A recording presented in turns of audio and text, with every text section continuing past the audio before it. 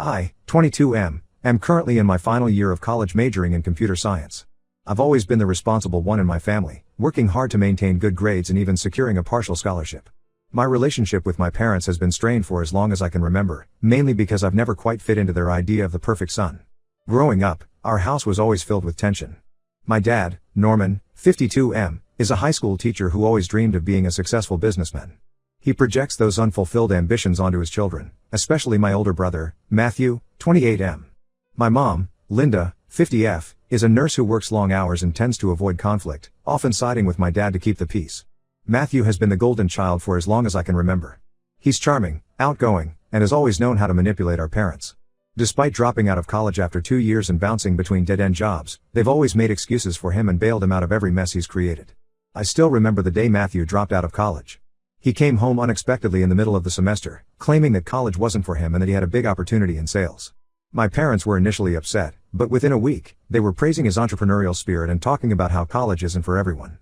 Meanwhile, I was in my junior year of high school, and the pressure on me to excel academically intensified. Over the years, Matthew's big opportunities came and went. There was the multi-level marketing scheme that left him $5,000 in debt. Then the startup idea that never got past the planning stage.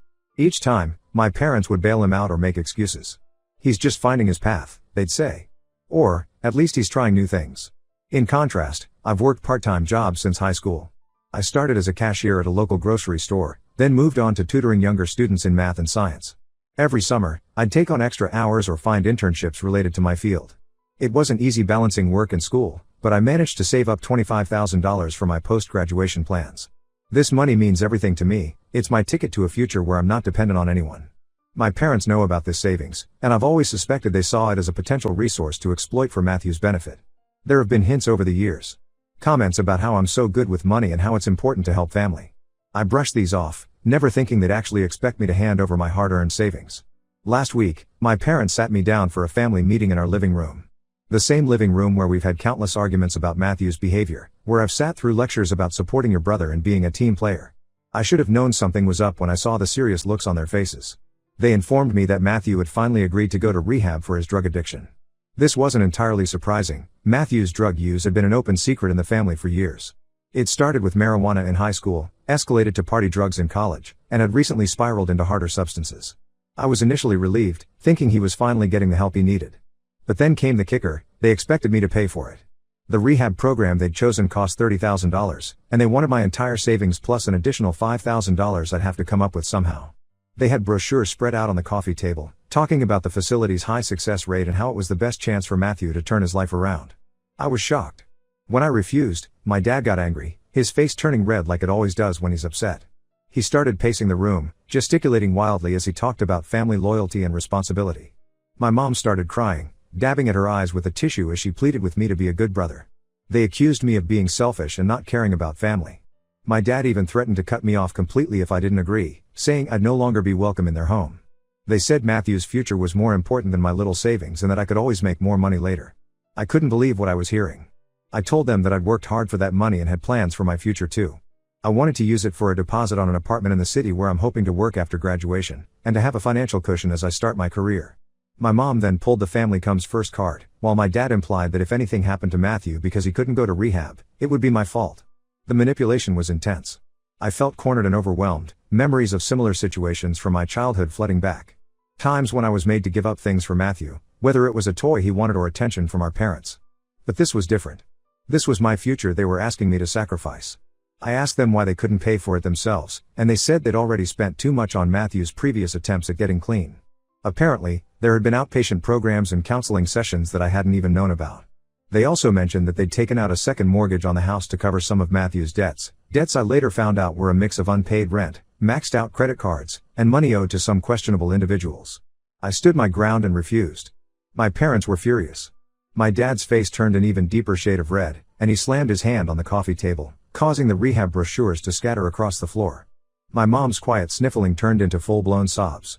They told me I had a week to come to my senses or I'd no longer be welcome in their home. I left the house that night, unable to stand the tension and disappointment radiating from my parents. I've been staying with my best friend, Chris, 22M, since then, trying to figure out my next move. Chris has been incredibly supportive, letting me crash on his couch and listening to me vent about the situation. I feel guilty for not helping Matthew. Despite everything, he's still my brother, and I don't want to see him destroy his life with drugs. But at the same time, I'm angry that my parents expect me to sacrifice everything I've worked for.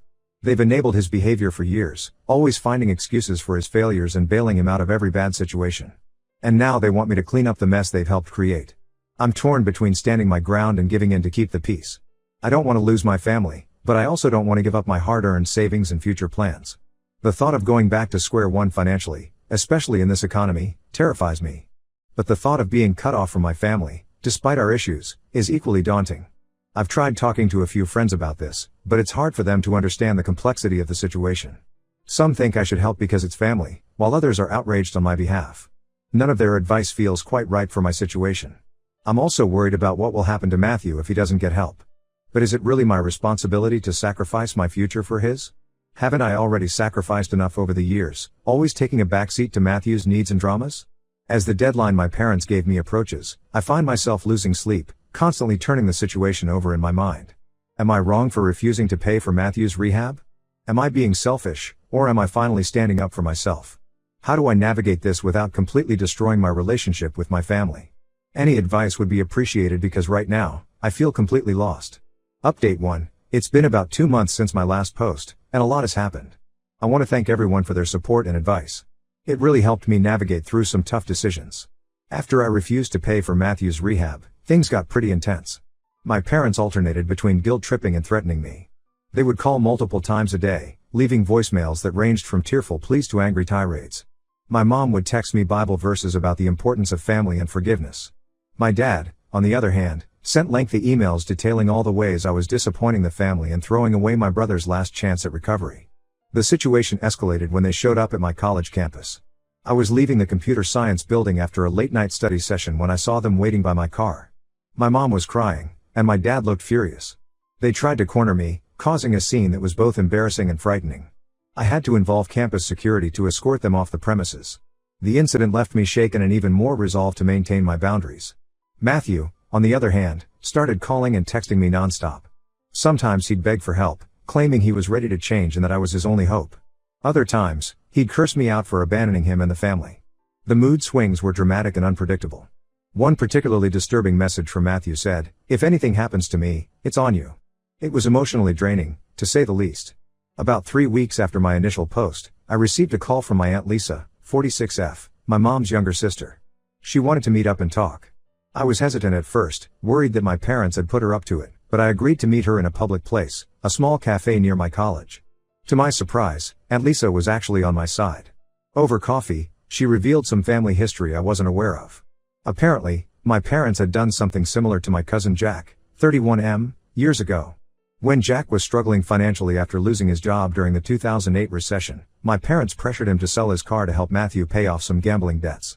Jack refused and has been distant from the family ever since. Aunt Lisa shared more details about that incident. Jack had lost his job at a bank and was having trouble finding new employment. He was relying on his car for job interviews and gig work to make ends meet. Meanwhile, Matthew, who was 20 at the time, had racked up significant debts through online poker. My parents, afraid that Matthew might get into trouble with loan sharks, pressured Jack to sell his car, which was worth about $15,000 at the time, to cover Matthew's debts. When Jack refused, my parents accused him of being selfish and not caring about family. They even went as far as to tell other family members that Jack was refusing to help Matthew in his time of need, conveniently leaving out the part about the gambling debts.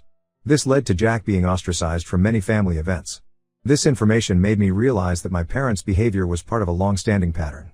It wasn't just about me or even Matthew, it was a dysfunctional family dynamic that had been hurting people for years. It strengthened my resolve to stand my ground. Aunt Lisa also told me that she regretted not standing up for Jack more at the time. She encouraged me to stay strong and offered her support, even saying I could stay with her if things got worse with my parents. Unfortunately, things did take a turn for the worse. Last week, I found out that someone had tried to access my bank account. I received an alert from my bank about suspicious activity. Someone had tried to transfer a large sum of money but was blocked due to incorrect security answers. The bank flagged it and blocked it. I immediately suspected my parents or Matthew. I spent hours on the phone with the bank, going through recent transactions and setting up additional security measures. Then, I filed a police report. The officer I spoke to was sympathetic but warned me that these cases can be complicated when they involve family members. I also started the process of freezing my credit. It was a hassle, involving calls to multiple credit bureaus and filling out several forms, but I knew it was necessary to protect myself financially. Feeling overwhelmed by the legal implications, I reached out to a lawyer to discuss my options. The consultation wasn't cheap, but it was worth it for the peace of mind. The lawyer advised me to consider getting a restraining order, given the escalating situation with the campus incident and now the attempted financial fraud. The day after I spoke with the lawyer, I received a tearful call from my mom. She admitted that Matthew had stolen my bank information from their house. I had stupidly left some old statements there when I moved out for college, and tried to transfer money to himself. She begged me not to press charges, saying it would ruin Matthew's life. She tried to downplay it, saying Matthew was desperate and not thinking clearly because of his addiction. I was furious. This crossed a line I couldn't ignore. The betrayal stung deep, not just Matthew's actions, but my parents' continued defense of him. I told my mom that I would be pursuing legal action and that I wanted no further contact with any of them. The call ended with her crying and me feeling a mix of anger, sadness, and oddly, relief at finally taking a stand. Since then, I've officially filed for a restraining order against Matthew. The process has been stressful, involving multiple trips to the courthouse and reliving the details of the situation for legal documents. I'm also in the process of legally changing my name and getting a new social security number to protect myself from future attempts at financial fraud. It's a lengthy and bureaucratic process, but I know it's necessary for my long-term security. The hardest part has been dealing with the emotional fallout. Some extended family members have sided with my parents, calling me heartless for not helping my brother. I've received nasty messages on social media and even a few voicemails from distant relatives I barely know, all criticizing my choices. Others, like Aunt Lisa, have been supportive, reminding me that I'm doing the right thing by protecting myself. I've started seeing a counselor at my college to help me process everything. It's been helpful to have a neutral party to talk to, someone who can offer strategies for dealing with the stress and guilt. It's been challenging to unpack years of family dysfunction, but I know it's an important step in my personal growth.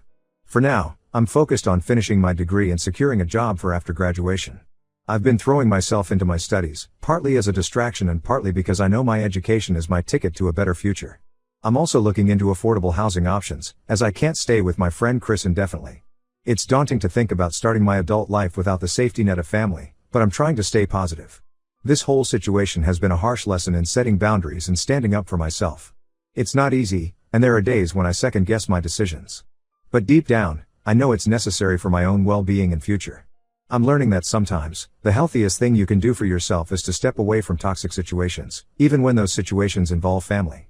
Update 2. It's been about 4 months since my last update, and I wanted to share some significant developments in my situation. First, the restraining order against Matthew was granted. The court hearing was intense. I had to testify about the history of Matthew's behavior, including the recent attempt to access my bank account. The judge was particularly concerned about the attempted financial fraud. Matthew was there too, looking worse than I'd ever seen him, gaunt, fidgety, with dark circles under his eyes. Our parents were in the gallery, my mom crying silently while my dad stared straight ahead with a clenched jaw. When the judge announced her decision, I felt a mix of relief and sadness. This legal protection has given me some peace of mind, although it's been difficult to accept that I needed this measure against my own brother. My parents, unsurprisingly, didn't take this well. They've been telling family members that I'm exaggerating the situation and that I'm tearing the family apart. According to Aunt Lisa, they're painting me as an ungrateful son who's abandoning his family in their time of need. Some relatives have bought into this narrative, and I've had to block several of them on social media due to harassing messages. It's been painful to see how quickly some family members turned on me, people who I thought would understand or at least hear me out. About a month ago, I received an unexpected call from my cousin Jack. Remember, he's the one who had a similar experience with our family years ago. We had a long conversation where he shared more details about his own ordeal and how he managed to build a life for himself away from the family drama. Jack told me about the depression he fell into after the incident with his car and how he struggled to trust people for years afterward. But he also shared how he eventually found a new job, made new friends, and even met his now wife. It was incredibly reassuring to talk to someone who truly understood what I was going through and had come out stronger on the other side. Jack also gave me some disturbing news. Apparently, Matthew had been arrested for drug possession and attempted robbery. My parents were trying to keep it quiet, but Jack found out through a mutual friend who works at the local courthouse. According to Jack's friend, Matthew was caught trying to steal prescription drugs from a small pharmacy. He's now facing serious charges, and my parents are scrambling to find money for his legal fees and another attempt at rehab. I'd be lying if I said I didn't feel a twinge of guilt when I heard this. Part of me wondered if things would have been different if I'd given them the money for rehab months ago. But Jack reminded me that this was the consequence of Matthew's actions and my parents' enabling behavior, not my refusal to give up my savings. He reassured me that I made the right choice in protecting myself and my future. On a more positive note, I've managed to secure a job that will start right after graduation. It's an entry-level software developer position at a mid-sized tech company in the city. It's not my dream job, but it's in my field and offers good benefits, including health insurance. This means I'll be fully independent once I graduate. The hiring process was stressful, with multiple rounds of interviews and a coding test, but I'm proud that I managed to focus on my future despite all the family drama. I've also found an affordable apartment near my new workplace. It's a small studio in an older building, but it's mine, and more importantly, it's far away from my family's drama. I've been slowly accumulating furniture and household items, mostly second-hand stuff from thrift stores and online marketplaces. It's not much, but it feels good to be building something for myself. The college counselor I've been seeing has been a great help in processing all of this. She's helped me work through my feelings of guilt and reinforce that I'm making healthy decisions for myself. We've been discussing strategies for maintaining boundaries and dealing with the ongoing stress of the situation. It's a slow process, but I feel like I'm making progress. Last week, I received a letter from my parents. The handwriting was my mom's, but it was signed from both of them. They apologized for their behavior and said they realize now that they were wrong to pressure me. They wrote about how Matthew's arrest was a wake-up call for them and that they're starting to see how their actions have enabled his behavior over the years. They asked if we could meet to talk things over, saying they want to make amends. I'm conflicted about this. Part of me wants to believe they've changed, that we could rebuild our relationship on healthier terms. But a bigger part is wary of getting pulled back into their dysfunction. I've been hurt too many times, and I'm afraid of letting my guard down only to be disappointed again. For now, I've decided not to respond to their letter. I need more time to think about what, if any, relationship I want with them moving forward. I've discussed it with my counselor, and she agrees that taking time to process my feelings before making a decision is a good idea. As I approach graduation, I'm filled with a mix of emotions, pride in what I've accomplished, sadness for the family relationships I've lost, and hope for the future I'm building for myself. It's not the path I expected to take, but I'm determined to make the most of it. I'm learning that family isn't just about blood relations, but about the people who support and respect you. I'm grateful for the friends who've stood by me through this ordeal, for Aunt Lisa's unwavering support, and for Jack's guidance. They've become my chosen family, and their support means more than I can express. As I prepare to start this new chapter of my life, I'm trying to focus on the possibilities ahead rather than the pain of the past. It's not always easy, but I'm taking it one day at a time. Update 3, it's been 6 months since my last update, and a year since this whole ordeal began. I've graduated college and started my new job. Living independently has been challenging but rewarding. There's something empowering about paying my own bills and making decisions without having to consider my family's drama. About 2 months ago, I finally agreed to meet with my parents. We met in a public place, a quiet cafe in a neutral part of town, and I brought a friend for support. The conversation was tense and emotional. They looked older somehow, worn down by the events of the past year. They apologized again for their actions and said they've realized the harm they've caused by enabling Matthew for so long. They informed me that Matthew is currently in a court-mandated rehab program as part of a plea deal for his arrest. Apparently, he's been there for about 3 months and is showing some signs of progress. They've also started attending support groups for families of addicts. My mom talked about how eye-opening it's been to hear stories from other parents and realize the patterns in their own behavior. While I'm glad they're taking steps to address the real issues, I'm still cautious about fully reconnecting. The wounds are still fresh, and trust is a fragile thing. We've agreed to take things slow. We're starting with occasional phone calls and might progress to short visits if things go well. I've made it clear that I won't discuss finances or Matthew's situation for now. They seem to understand and respect these boundaries, which is a positive sign. Speaking of Matthew, he sent me a letter from rehab about a month ago. His handwriting was shaky, but the words seemed sincere. He apologized for his past behavior and the attempted theft. He acknowledged that he has a lot of work to do to rebuild trust, not just with me but with everyone he's hurt. He wrote about the programs he's participating in and how he's starting to understand the impact of his actions. I appreciated the gesture, but I'm not ready to respond yet. I need more time to process my feelings and decide if and how I want Matthew in my life moving forward. Aunt Lisa has become a strong source of support through all of this. She calls me weekly to check in and has even visited me in my new apartment. She's been keeping me updated on family matters without pressuring me to get more involved. Through her, I learned that my parents have started marriage counseling to work on their own issues. Apparently, the strain of dealing with Matthew's addiction and the fallout from their treatment of me has taken a toll on their relationship. On the personal front, I've been promoted at work.